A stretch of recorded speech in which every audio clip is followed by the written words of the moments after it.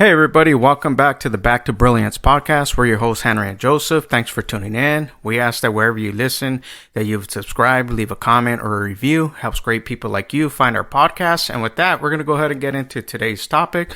We're talking about priming success, building the identity your business needs. In this episode, we break down how no founder rises alone, but it's done by surrounding yourself with the mastermind of peers, broadcasting customer wins, and teaching others.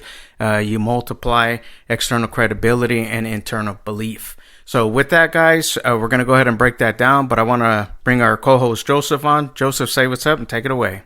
Hey everybody, how's it going? So today I wanted to talk about, self-acceptance, self-image, and some ways that you can really cultivate that self-image. If you're an entrepreneur and you're struggling with self-image and you're struggling with trying to become the person that you want to be. Yeah, absolutely. And a lot of times, we get caught up in different, ideas of what we think things should be, but what really matters most is your self-image, and that's how it translates into your business. So with that, we're going to go through some of the steps, like creating your founder identity, so these are things to help you, so just want to go through a couple of tips and pointers to help you, with that. So one of the things is, write a paragraph, a description of a leader that you admire and who you aspire to be, and these type of things are going to help you to build that self-image the way you want to be displayed. Exactly. And so I read this in a book, and it was basically saying to really visualize someone that you admire, a leader or someone who gets something done that you admire, and really write down what it is that you admire about them.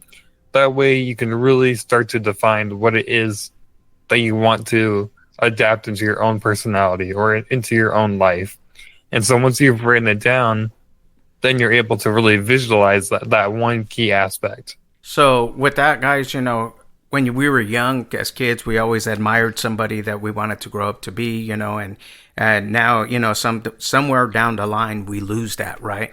But in business, you want to build yourself up to be, that use that role model, so, again, writing it down, just a little description of what a leader and somebody you admire, and just looking at their traits, the things that they do, so like begets like is what we're trying to say, so like, successful people, they don't sit around doom scrolling, chilling and watching Netflix, no, they set habits, they set goals, and they accomplish these things, so another thing you can do is like pick, 3 daily behaviors that person would do, that you think they would do. And a lot of them put it in their books, they give the golden nuggets. Sometimes we just are blind to see it because we're so caught up in it. But if you take the time, you can actually find the behaviors that these people do and the disciplines that they do. And if you commit it in your life for 30 days,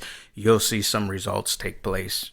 Exactly. And, I've really done this for myself this year, is where there were 2 things that I really wanted to incorporate into my life, which is mainly the go-getter attitude, or the ability to be like, okay, I'm just going to do it, and I'm going to do it today, And another thing was just business savvy, because for a long time, I shied away from my entrepreneurial spirit, if you want to say.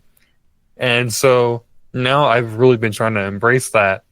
And so, I'll watch what people do. I'll watch, certain content creators that were entrepreneur or that are entrepreneurs, and really see what they do. That way I can kind of mimic that. And then also, something to really solidify this is to rehearse it. Have like a mental play where you identify those traits, but you try to replicate them in high stake or high stress scenarios. So let's say that you want to pick up after your lead sales guy, right? Or maybe some content creator that is really good with his speech, right? So what you do is you put yourself in front of people who may or may not agree with your ideas or whatever the case may be, right? Put yourself under stress. That way you're really able to mold that into your subconscious, if you want to look at it like that, because once it's put to the test, then it stays there. Anything that you test is gonna prove, right? So definitely rehearsing it, acting it out, it helps, and it eliminates a lot of the what ifs, So the next thing is self image. You want to close the gap with tactical evidence. So you want to create like micro experiments that produce proof you are that person. What do we mean by that? It's like, a lot of times when you're starting out in business or in the entrepreneur journey, you don't know what you should actually charge, right? Because like, I don't know if I'm really that good, So a lot of times what happens is it's all trial and error. But when you create these little micro experiments, like getting out there and seeing what the competition is, So again, this is what successful people do. They test the market, So you do these little things, and when you get paid, that begins to build that tactical evidence, that, yeah, I am worthy of this, it's the proof for you, and you want to track the small wins, that's a key thing to do in creating the self-image, that you want for yourself, is tracking those small wins, and update your self-image weekly, and the key thing in this is because a lot of times when you're starting out, you have the idea of the way you want things to look and the way you want things to appear, but it takes time, guys. That's the reality, but the key thing, even in our past podcast we talked about, is just staying authentic, to who you are, to your mission, and doing these things will help you. And the most important thing, like I say, that I've learned is just tracking those small wins and updating it, seeing what works and what doesn't work, and, if you're one of those people, when you have to do presentations or you have to do something, a lot of times the best thing to do, again, is use like, a video or audio recorder, do the presentation, hear it back, so that way you're able to see and track. And that's going to help you close those gaps, with tactical evidence. Exactly. And, going to that last point that you just made, I've been doing that for the podcast. I'll go back and I'll listen to the podcast to pick up on small little things like, how many times did I say, how many times did I repeat a phrase or whatever, right? That way I can really go in and be like, okay, let me improve. Or maybe I could have elaborated on a point. So that way I know next time I know how I want to approach that idea. And same thing with presentations, right? Let's say you're giving a PowerPoint and you record yourself giving that PowerPoint, right? You record it on your voice notes app or whatever. Then you replay it. You can really refine that pitch or that whole presentation. I've even heard comedians do this. Comedians will record themselves mid-set. That way they can really refine their delivery. Same thing is true for entrepreneurs. So another thing that I want to talk about, kind of going off of what Henry just said, whenever you track your wins, you're able to really stack your confidence, right? Or if you want to look at it like this, stack your poker chips, right?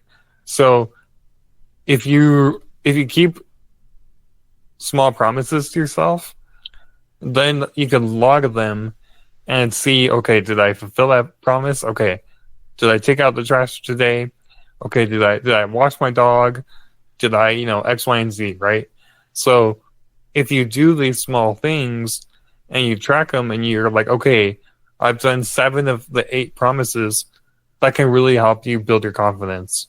Confidence, when you stack that confidence, it also builds your self-esteem in the process, So keeping those small promises to yourself is very important, because I'll tell you, when the going gets tough, the only thing you're going to have is those little wins that you experienced in the past, So when you face the big things, you need this. These are the tools that you need in your uh, toolbox, basically, so like you want to use like your past failures, as an audit, so that way you can reframe, the setbacks, and build that confidence that you need.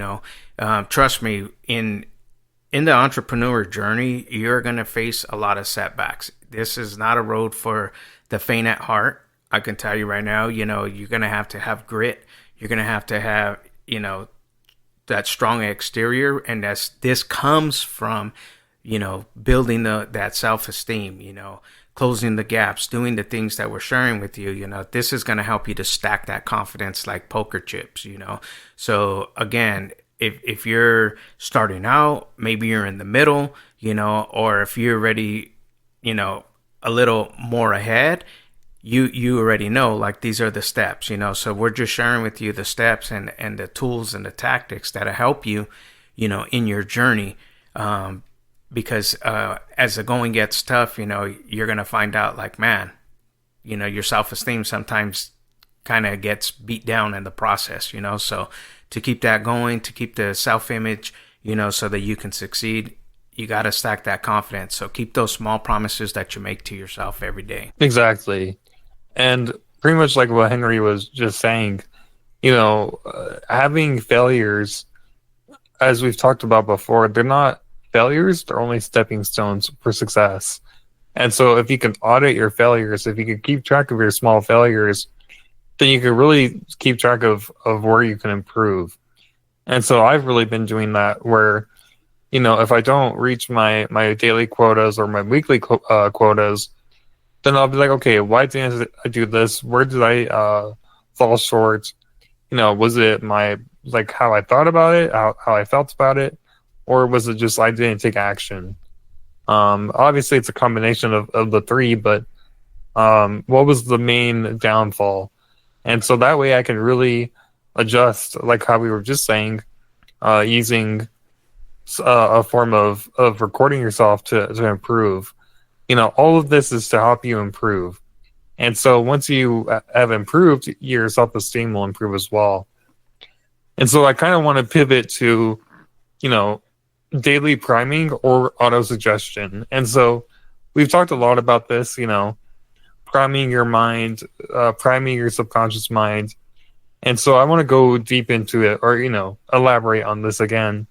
But basically, you want to create a 5-minute daily visualization that is tied to sensory details in the morning and at night. So right before bed and right as soon as you wake up, you want to visualize for 5 minutes a scenario.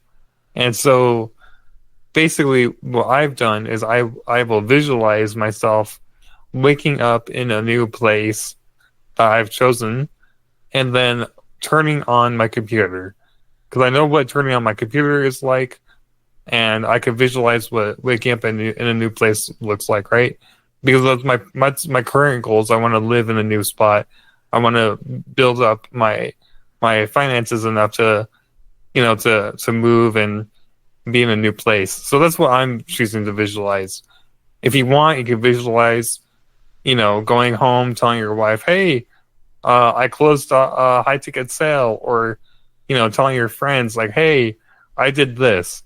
Whatever speaks to you, that's what you should visualize. Yeah, and the thing about like this auto suggestion and using these tools and doing these steps first thing in the morning is because they say that you get over 10,000 thoughts a day, right? So if you don't make that time, the thoughts will just carry you throughout the day, and you won't experience these things, and trust me, because if you don't put the effort in, one day you wake up and you're 5 years, 10 years down the road and you're still in the same place, and you're like, why? I've done this, I tried that, I tried this. Yeah, but you didn't put the actual script into play, so like this daily priming is true. So for some people it's meditation, it's studying, it's reading, and we're all guilty of, turning over and just looking to our phone and immediately jumping into emails, and you get your day started that way. So that daily priming is definitely, a necessity, and it's going to help you in the process, and the short affirmations, throughout the day, just to keep your mind focused, so that's kind of what priming is just keeping that mind focused on what it is you want to accomplish, because you're still going to have your daily activities that you got to do.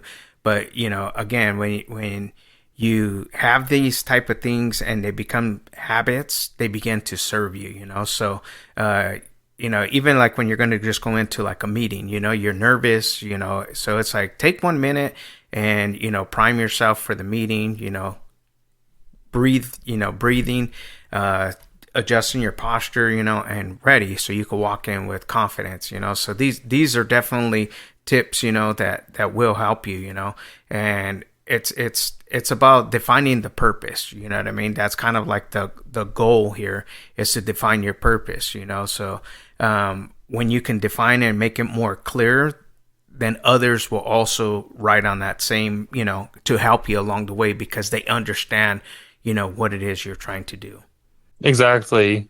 And that's like what we're talking about now, or our new topic, which is, the architecture of a goal, or creating a goal is what Brian Tracy says is a major definite purpose plus micro milestones, right? So it's like from the start to end, and then the in between steps, right? So define one major revenue or impact goal over 12 months, and then break those up into 90-day milestones, essentially. That way, that you're on pace, that you're on track. And personally, that's what I've been doing this year, and I've really seen the payoff on it. And so, if you're like, hey, I want to buy this car, well, okay, here are 90-day milestones that I need to reach. That way, I know by the end of the year I could buy that car. And also, reverse engineer your daily actions that move the needle to completion. And so I did this recently with my life coach. He was like, okay, you have this goal. Now let's go backwards, right? So you have a goal, and then you go backwards. Well, how many sales calls do I need to have? How many closes or how many deals do I need to close for that to be a thing, right? Because mine was a revenue thing. So, what daily metrics or weekly metrics do you need to accomplish that? Maybe it's like, hey, I want to score high on this exam. Well, how many hours do you plan to put into it for you to score high on that exam? And so, just treat each small milestone as evidence to feed your subconscious mind. Because if you're more or less following with the milestones, that is going to feed into your confidence. Be like, okay, I'm following what I'm supposed to be doing. I'm putting in the work. I'm doing great, and all of those things will feed into your subconscious mind. Yeah, absolutely. And just something to add to that too, it's the small things that make the biggest difference, So like even like our mind, subconscious mind, for me, I'm just going to use like exercising, right? So if I'm doing curls, with the dumbbells, it's something about like if you go 1, 2, 3 up to 25, it seems like a lot, but if you it's the same number. I'm just going backwards, 25 down to 1. And that's a small little thing, but it makes it much more easier, So that's kind of like the reverse engineering we're talking about. Like you got to find what works for you. You know what I mean? So for your subconscious mind, it's going to help you to build those micro milestones. So I know it's kind of a little off topic, but it's just the little tips and tricks that you got to do to help you, to stay focused, And then once you find out and figure out what works for you and you learn it, then you start doing it, then repeat it. You know what I mean? And that's how this success comes about. So you learn, do, and repeat. So identify like one skill, with the highest leverage that, for your current stage where you're at, and stay focused on that, schedule focus time. You have to carve that time out, and, measure it. We always talk about that. You can't move forward if you're not measuring, because you don't know when you've arrived. You might have already arrived, and accomplished that goal. But if we don't measure it, you will never know. And so always just stay learning. And what works, repeat it. Keep doing it. If it's not working, not serving you, it's time to move on and get rid of that. So those are like the key things that are going to help you, to build that self-image that you're looking for in this entrepreneur journey. Exactly. And I just want to pivot really quickly to a, technique that Brian Tracy also talked about, which is, act as if, then prove it. So let's say that you use like a use if, or like a pre-planned scenario, right? So let's say, you're going to do a sales call. So your if is the trigger. So if a client starts to give you objections, then you have a pre-planned script in your head, or a pre-planned plan or move in your head. That way you're not facing the objection as like oh, they don't like me, they don't like my services. No, just use it with or use the momentum of it, right? So kind of be like, okay, I'm gonna pitch my offer. If they don't like my offer, if they give a objection, here's my rebuttal. And that will really help you. It's really helped me with my sales process, because I no longer look at a no as like a no, I don't like you or your service. It's more so like, okay, here's a opportunity for me to help them understand where the problem is. Right. And that's the thing, in everything, if you can find the problem and help solve the problem, then you're going to be considered the guru, So always having this learning, doing and repeating, you're able to recognize when they start making the excuses a lot, and the pushback, and the complaints. You're going to understand, like, it's not you, it's that they've been through this before with other people that didn't know how to address this because they weren't prepared. So the thing is that when you learn from your mistakes by taking those audits of the mistakes that you made in the past, and you learn from that, you're able to help others, And that's the thing is the key thing for everything that we're doing, and to be a successful entrepreneur, is to be able to help others. And once you're able to help others in whatever it is, I think it was Jim Rohn that says, if you help enough people get what they want, you're going to get what you want, So that's the whole goal of entrepreneurship. You're in the process, you're going to get paid, right? That's going to come when you solve real problems. So always just look out for that, and act as if, then prove it. Exactly. And also leverage people and social proof, right? So, build a small mastermind of people. That way you can bounce ideas off of them, and you can really hone your knowledge with them, right? You can really reflect on the level that you're at or that you're becoming. That way you can really know, like, okay, well, I have a small group of 5 people, and in these group of 5 people, we've gained our confidence, right? So AI is a great example of this, right? There's new AI tools. So if you have a group of people who talk about AI tools, you could kind of be like, okay, well, my group of 5 people, we've developed our own system of doing things, and it's probably better than someone who's, just new and doesn't know what they're doing. So you can build confidence in that way as well. But also, something that I've also been meaning to do is publicize customer wins and testimonials, right? That way you can really leverage your social credit, because that social proof of showing that your system or that your offer really pays off, that will only magnetize people to your offer. Because if you could show that people of all walks of life can benefit from what you're offering, then you're really able to make some money off of that. Because It's no longer like, okay, if you meet this, and that criteria, then I can help you. But if it's like, okay, if someone random, right, if we're doing a weight loss or whatever, we all look at people who look like us, sound like us, talk like us, and to see if they have a payoff.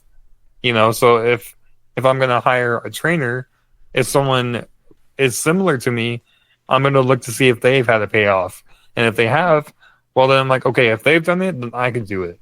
Yeah, absolutely. And correction, it was Zig Ziglar who said that, not Jim Rome. So if you help enough people get what they want, you're going to get what you want. So teach and uplift one person, every week. Help lift somebody up, you know what I mean? And raising, their value in the process, it's going to raise your value, people don't care how much you know till they know how much you care. And when you care about their problem, they're going to be there to help you, with your problem. So whatever your problem is, if it's growing your business, when you do something good for a client, what do you think is going to come out from that? A, you're going to get a good response. B, you're going to get a referral from that. And C, you're going to make, profit in business. So that's the whole key is, in creating that self-image, part of that self-image is just being known as the person that goes and helps, that's always available, that they call you, and that's where you want to be. That's the best place to be, not on the top, not on the bottom, but right in the middle where you're actually needed, so create your founder identity.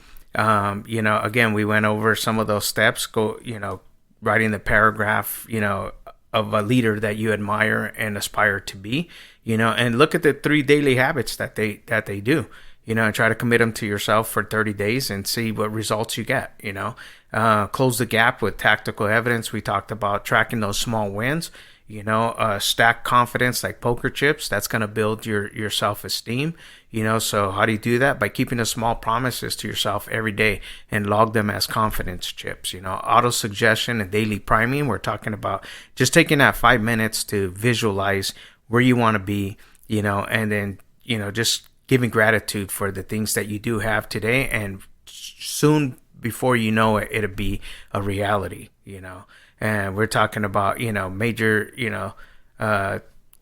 definitive purpose, micro milestones. So we're talking about, just making it measurable. So if it's going to take you a year, break it down in 90-day increments, and just look and see, like what's working, and keep doing, and learn from it.